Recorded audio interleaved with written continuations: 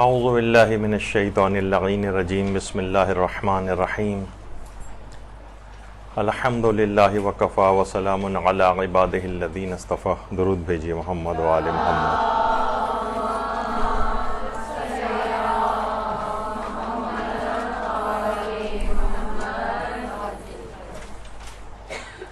جیسے کہ آپ کے علم میں ہے کہ ہم بہت سارے انحرافات یا معاشرے میں جو غلط فہمیاں بہت زیادہ پھیل جاتی ہیں ان کے جوابات بھی دینا ضروری سمجھتے ہیں.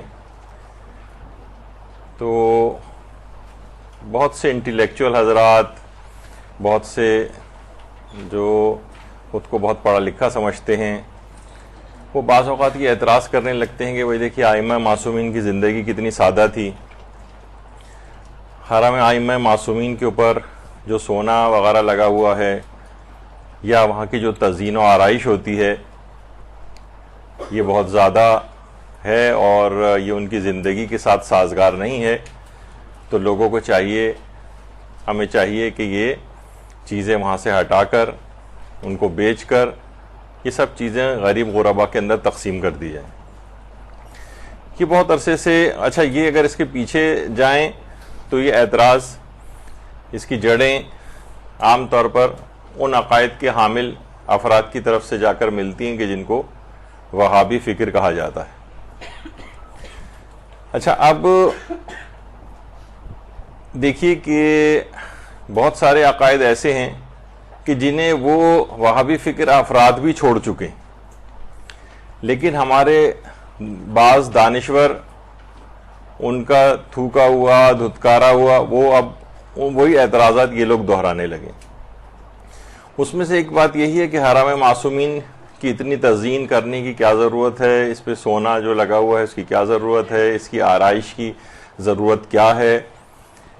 تو یہ سب چیزیں ایسی ہیں کہ جو معاشرے کے اندر ہی سارے سوالات اٹھ رہے ہیں. اچھا اب صرف یہ صرف حرم ائمہ تک یہ اعتراض نہیں ہوتا. اگر آپ ایام اضحیٰ کے اندر دیکھیں تو یہ اعتراض اٹھ کر ان باتوں کی طرف بھی آ جاتا ہے کہ آخر جو ہے یہ اتنے اونچے اونچے علم بنانے کی کیا ضرورت ہے، ایک آدھ علم کافی ہے، اتنے سارے علم بنانے کی کیا ضرورت ہے، تابوت ایک کافی ہے، 72 تابوت بنانے کی کیا ضرورت ہے، اور اتنا تبرک بنانے کی کیا ضرورت ہے، زلجنا کو سجانے کی کیا ضرورت ہے، اتنی زیادہ مجلسیں ہونے کی کیا ضرورت ہے. اور ان سب اخراجات کے لیے وہ حضرات کیلکولیٹر لے کے بیٹھے ہوئے ہوتے ہیں اور یہ کہتے ہیں کہ بھائی دیکھیے اتنے کروڑ، اتنے ارب روپے، اتنے خراب روپے اگر یہ جمع ہو جائیں تو اس سے فلاں فلاں چیز ہو سکتی ہے.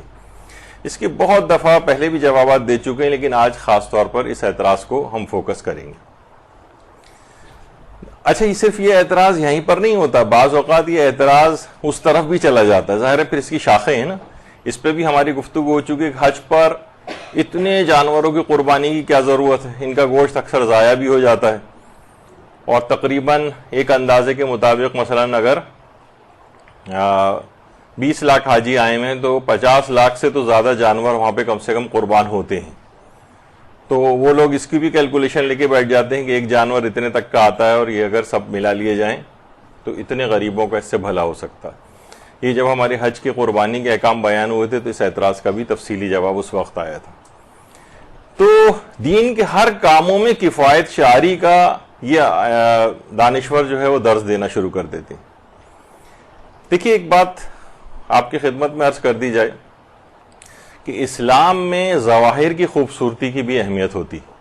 ظواہر کی خوبصورتی یعنی ایسا نہیں ہے کہ ہر شخص بس یہ چاہے کہ میں قرون اولیٰ میں مسلمانوں کی جو حالت تھی بس اس کے مطابق بس ویسی ہونی چاہیے، اس سے زیادہ دین میں کوئی اگر کچھ بہتری نظر آ رہی ہے آسائشوں کے اندر تو وہ اس کے خلاف بات کرنا شروع ہو جاتے ہیں اور فوراً کہتے ہیں کہ اس آسائش کے بجائے بہتر ہے کہ غریب کے اوپر لگا دیا جائے. دیکھیے اسلام میں ظواہر کی خوبصورتی کی اہمیت ہے. مثلا اذان دینے کے لیے کسی ایسے شخص کا انتخاب کرو کہ جس کی آواز بہت اچھی ہو، جو خوشگلو ہو. خوشگلو تو کتنے ہی ایسے افراد کا انتخاب کیا جاتا ہے کہ جو بہت اچھے لہن کے ساتھ جو ہے وہ اذان دیتے. قرأت قرآن کے لیے ہے، اس کے مستحبات میں سے بھی ہے کہ ایسے شخص کا انتخاب کرو اور بلکہ خود بھی کبھی تلاوت کرو تو خوش الحانی سے تلاوت کرو، خوبصورت آواز ہونی چاہیے. کیوں تلاوت قرآنی تو کرنا ہے کسی بھی طرح سے بس اللہ کو بس پسند آ جائے، نہیں، اس میں حکم ہے کہ اچھی آواز کے ساتھ قرات کرو. اسی طرح سے امام جماعت کے حوالے سے بھی احکام موجود ہیں. اور صرف اسی طرح کا بلکہ اگر آپ دیکھیں کہ بہت سارے ہمارے دینی پروگرام ایسے ہوتے ہیں اگر وہ کتنے پرشکو انداز میں منائے جاتے ہیں. آج ہی میں صبح کربلا ٹی وی دیکھ رہا تھا تو وہاں خود عراق میں بھی جشن بلوغ منایا جاتا ہے. جو چھوٹی بچیاں جو ابھی 9 سال جن کے مکمل ہوئے ہیں وہ سب جمع کر کے ایک پروگرام باقاعدہ ہوتا ہے. انتہائی خوبصورت پروگرام ہوتا ہے، انتہائی خوبصورت پروگرام ہوتا ہے. بہت اچھی ایک رسم ہے. اس پہ ہماری ایک درس میں پوری اچھی خاصی گفتگو بھی ہو چکی ہے. تربیت اولاد کے سلسلے میں جو درس ہوئے تھے تو اس میں مرحلے وار گفتگو جب آگے بڑھی تھی اور بچہ بلوغت کی منزل پہ آیا تھا تو اس وقت بھی ان چیزوں کی اہمیت کو بیان کیا گیا تھا. تو یہ اگر خوبصورتی پیش نہ اس وقت اس کو زینت نہ دی جائے اس قسم کے پروگراموں کو تو آپ خود سوچئے کہ یہ بچے اس طرح سے اٹریکٹ نہیں ہوں گے. تو بہرحال یہ ان تمام چیزوں کی بہت اہمیت ہے اور کہ ہر چیز کو خوبصورت طریقے سے اسلام کہتا ہے کہ بنا کر پیش کرو. اور خود قرآن کا بھی حکم ہے کہ یا بنی آدم خذوا زینتکم عند کل مسجد. اس کے بہت سارے ترجمے علماء نے کیے ہیں. تقریباً سب کا مفہوم یہی ہے کہ جس وقت تم نماز کے لیے آمادہ ہو جاؤ تو اپنے آپ کو زینت دو، اپنے آپ کو زینت دو. کیوں؟ ویسے بھی تو پڑھ سکتے ہو تم. بہت سے لوگ کرتے نظر بھی آتے ہیں، پھٹے ہوئے بنیان میں کھڑے ہو کے نماز پڑھنا شروع کر دیتے ہیں. عورتیں بالکل گول بنا کے جو چادر رکھی ہوتی ہے اسے نکال کے جو ہے وہ پہن کے نماز پڑھنے لگتی ہیں. تو نہیں، اس میں بھی حکم ہے کہ نہیں، اچھے طریقے سے اچھا لباس پہن کر نماز پڑھو اور خوشبو لگا کر نماز پڑھو. عورت کے لیے بھی مستحب ہے کہ جناب آپ کوئی ایک معمولی سا زیور ہی کیوں نہ صحیح، ایک کوئی گلو بند ہو، کوئی ایک بندے ہوں یا کوئی بھی اس طرح کی کوئی ایک ایسی چیز کہ جو زیور میں شمار ہو. یہ مستحبات کے اندر سے ہے، اچھی چیزوں میں سے ہے. تو کیوں جب اللہ کی بارگاہ میں کھڑے ہو رہے ہیں، حجاب بھی کیے ہوئے ہیں پورا، تو اس میں کوئی زیور پہننے کی کیا ضرورت ہے؟ لیکن نہیں، ظواہر کی خوبصورتی کی بھی اسلام کے اندر ایک حیثیت ہے. تو صرف یہیں تک بات نہیں ہے بلکہ خود پروردگار عالم کہہ رہا ہے کہ انا زینا السماء الدنیا بزینت الکواکب. ہم نے جو دنیا آسمان ہے، آسمان دنیا جو ہے اس کو کواکب یعنی ستاروں سے ہم نے زینت دی. یعنی کائنات کے اندر پروردگار نے اس زینت کا اہتمام کیا. اچھا دیکھیے، ہر جگہ کے اعتبار سے تعمیر، اس کی تزئین اور آرائش اس کے مقام اور منزلت کے مطابق ہوتی. مثلا آپ دیکھیں کہ جس وقت ابتدائی زمانوں میں ہمارے حوزہ ہائے علمیہ، یہ نجف کا حوزہ ہے علمیہ، نجف کا حوزہ علمیہ آپ دیکھ رہے ہیں کہ لوگ کھلے آسمان کے نیچے علماء جو ہے بیٹھے پڑھ رہے ہوئے. تو اب جب وہ کھلے آسمان کے نیچے پڑھ رہے ہیں تو آپ خود سوچ سکتی ہیں کہ اس کے بعد لیکن جب حالات نے ترقی کی، مسلمانوں کی حالت بہتر ہوئی تو بہتر مدرسے جو ہے وہ بننے لگے اور ایک سے ایک شاندار علماء کی اپنی زندگیوں کے اندر ان کے اپنے پروگرامز اس طرح سے بہترین اور پرشکو انداز میں منعقد ہونے لگے. جب نہیں تھا کسی کے پاس تو وہ آپ نے دیکھا کہ وہ کھلے آسمان کے نیچے زمین کے اوپر بیٹھ کے پڑھا کرتے تھے، لیکن اب پرشکو مدارس کے اندر تبدیل ہونے لگے. تو ہر جگہ کی تزئین و آرائش اس کے مطابق ہوتی ہے، اپنے حالات کے مطابق ہوتی ہے. بہت آپ نے دیکھا ہوگا کہ پہلے جو زمانے میں لوگ یونیورسٹیز یا عام جو دنیاوی تعلیم بھی ہے وہ کس طرح سے حاصل کرتے تھے. یعنی خود مجھے اپنے ابتدائی بالکل پرائمری کا دور یاد ہے کہ ہم لوگ زمین پہ بیٹھ کے کس طریقے سے پڑھا کرتے تھے. لیکن اب وہی تمام اسکولز جو ہیں کس قدر تبدیل ہو چکے ہیں. یونیورسٹیز کو اگر ہم دیکھیں تو اسٹینفورڈ یونیورسٹی جو امریکہ کی اب کتنی خوبصورت ہے. یعنی ہر چیز کے اندر، یعنی یہ اعتراض وہاں پر نہیں ہوتا. یہ تمام افراد جو ہیں اعتراض فقط دینی چیزوں کے اوپر کرتے ہیں. تو اسی طرح سے مثلا ہارورڈ یونیورسٹی ہے یا مثلا ڈبلن کی جو ایک مشہور یونیورسٹی ہے اس کی صرف لائبریری کو اگر آپ دیکھیں تو انتہائی خوبصورت اور حسین لائبریری، اور صرف یہی نہیں بلکہ اس جگہ کے مطابق جتنے شاپنگ سینٹر سے ایک بہترین شاپنگ سینٹر آپ کو نظر آئے گا، اور اتنی آسائشوں کے ساتھ نظر آئے گا، اتنی خوبصورتی کے ساتھ نظر آئے گا کہ لوگ حیران اور سرگرداں ہو جائیں گے. لیکن کبھی اس کے اوپر کوئی اعتراض نہیں کرے گا کہ ان سب چیزوں کو بھی بالکل چھابڑی لگا کے اس کو بیچا جائے چیزوں کو، اور اس کے بعد جو ان سب کا پیسہ غریبوں کے اندر تقسیم کیا جائے. نہیں، ہر چیز کے اندر ایک خوبصورتی، اور یہ ایک انسان کی ایک فطرت کا ایک تقاضا ہے. تو آپ نے دیکھا کہ کس قدر اچھا صرف یہ چیز صرف یہیں تک اعتراض نہیں، ہم اس بات کو مانتے کہ اعتراض صرف حرم ائمہ معصومین کی حد تک ہے، تو پھر آپ کو یہ اعتراض مسجد نبوی کے اوپر بھی کرنا چاہیے. معاذ اللہ، یہ نہیں، اعتراض تو اس کے اوپر بھی آئے گا کہ اس کو اتنا پرشکو بنانے کی کیا ضرورت ہے، مسجد نبوی کو اتنی خوبصورتی کی اس کے اندر کیا ضرورت ہے، اس کے اندر کتنا جو کام ہوا ہوا ہے، انسان حیرانگی سے کے ساتھ اس کو دیکھتا ہے. پیغمبر اسلام کے زمانے میں تو اس طرح کی مسجد نہیں تھی، لیکن یہ اعتراض یہاں پر نہیں ہوگا. اسی طرح سے مسجد الحرام کے اوپر کتنی پرشکو مسجد ہے مسجد الحرام، کتنی عالی شان مسجد ہے مسجد الحرام، لیکن اربوں خربوں روپے ان کے تزئین و آرائش کے اوپر جو ہے اب تک لگ چکے ہیں، لیکن یہ اعتراض وہاں پر نہیں. اچھا، ایک بات اور دماغ میں رہے کہ جب بھی آپ اس کا اگر جواب دیں، سب سے پہلے تو ایک تو الزامی جواب ہی ہوا کہ یہ والا اعتراض آپ کا دیگر چیزوں کے اوپر کیوں نہیں ہوتا، اس صرف حرم ائمہ معصومین کے اوپر کیوں ہوتا ہے، اس سے زیادہ تزئین و آرائش ہے اس طرح کی تو یہ تو دیگر اس کے اندر بھی موجود ہے. بلکہ دیگر مساجد کو ہم دیکھیں، ایک سے ایک خوبصورت اربوں خربوں روپے کی مساجد جو ہیں وہ دنیا کے اندر موجود ہیں. اگر آپ نکال کر دیکھیں تو ایسی ایسی مسجدیں ہیں کہ آپ حیران اور پریشان ہو جائیں گے ان کو دیکھ کر کہ اس قدر خوبصورت مسجدیں، ان کے انتظامات کے اوپر کتنا پیسہ خرچ ہوتا ہے، ان کی تعمیر کے اوپر کتنا پیسہ خرچ ہوتا ہے. تو لیکن یہ اعتراض ایک تو ایک الزامی جواب ہو گیا کہ بھئی یہ اعتراض ان کے اوپر بھی ہونا چاہیے، لیکن یہ وہاں پر نہیں نظر آتا. دوسری بات یہ ہے کہ دیکھیں ان کی جو تزئین و آرائش ہوتی ہے، یہ اب تک جتنا بھی ان کے اوپر مال لگا، یہ لوگوں کا شخصی اموال ہے، یہ لوگوں کے شخصی اموال ہیں جو لوگ اسی کام کے لیے وقف کرتے ہیں باقاعدہ. دیکھیے، وقف کے اپنے احکام ہیں. وقف کرنے والی کوئی بھی چیز اس کو اٹھا کے ایک جگہ سے دوسری جگہ نہیں لے جایا جا سکتا، کہیں اور اس کو خرچ نہیں کر سکتے، یا خرچ اگر ہوگی بھی بہت ضرورت ہے کچھ مراحل میں آگے جا کر ہوتی ہے تو اسی جیسے کسی مقصد کے اندر خرچ ہوگا، کسی اور جگہ خرچ نہیں ہو سکتا. اچھا، اب حتیٰ کہ جو مسجد کے احکام ہیں، امام بارگاہ کے احکام ہیں، مدرسے کے احکام ہیں، حرم معصومین وغیرہ کے جو احکام ہیں، ان میں جو چیزیں وقف کی جاتی ہیں، یعنی اگر آپ ویسے دیکھیں تو مسجد کی کوئی چیز اٹھا کر آپ امام بارگاہ نہیں لے جا سکتے جو چیز مسجد کے لیے وقف ہو. مثلا اگر امام بارگاہ میں مجلس ہو رہی ہے اور وہاں کارپیٹ وغیرہ کی کوئی ضرورت ہے تو آپ مسجد کا کارپیٹ اٹھا کے وہاں نہیں لے جا سکتے. امام بارگاہ کی کوئی چیز اٹھا کے مسجد نہیں لا سکتے. مسجد کی سجدگاہ اٹھا کر امام بارگاہ کے اندر جا کر نماز نہیں پڑھ سکتے، کیونکہ وہ صرف وہیں کے لیے وقف ہے.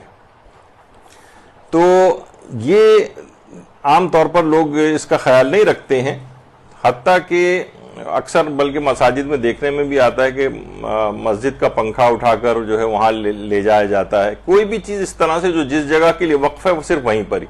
تو آپ یہ کیسے کہہ سکتے ہیں کہ اس کا سونا جو ہے وہ نکال کر لوگوں میں تقسیم کر دیا جائے گی؟ تو لوگوں کے شخصی اموال ہے جو انہوں نے وقف کیے ہیں، یعنی شرعاً بھی جائز نہیں.